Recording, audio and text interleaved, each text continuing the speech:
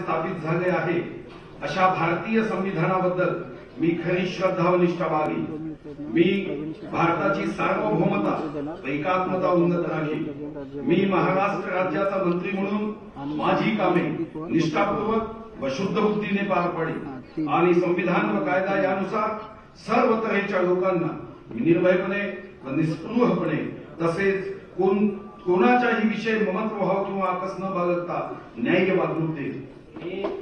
मी सुधीर सच्चिदानंद मुनगंटीवार ईश्वर साक्ष शपथ घेतो की महाराष्ट्र राज्याचा मंत्री म्हणून माझ्या विचारार्थ आणली जाईल किंवा मला ज्ञात होईल अशी कोणतीही बाब असा मंत्री म्हणून माझी कामे यथायोग्य पार पाडण्यासाठी आवश्यक असेल ते खेरीज करून एरवी मी कोणत्याही व्यक्तीला किंवा व्यक्तींना प्रत्यक्षपणे वा अप्रत्यक्षपणे कळवणार नाही किंवा त्यांच्याकडे उघड करणार नाही।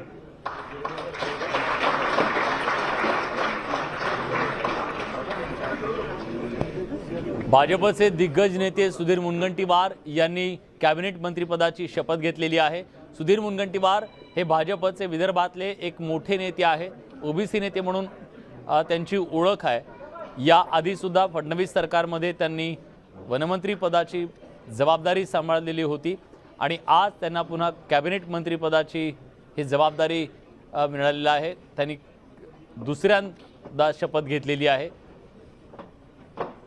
पण ही संपूर्ण जर यादी बघितली तर एकही महिला मंत्री आता दिसत नाहीये। एकही महिला मंत्री नाहीयेत ज्या आता शपथ घेणार आहेत। या 18 जणांमध्ये ही बाब मात्र प्रकर्षाने जाणवतीये।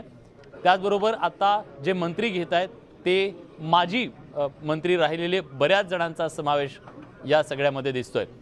मंत्रिपदावर असताना सुधीर मुनगंटीवार यांनी वनमंत्री असताना काही महत्त्वाच्या योजना राबवलेल्या होत्या। विशेषतः कोट्यवधी झाडं लावण्याच्या संदर्भातला त्यांचा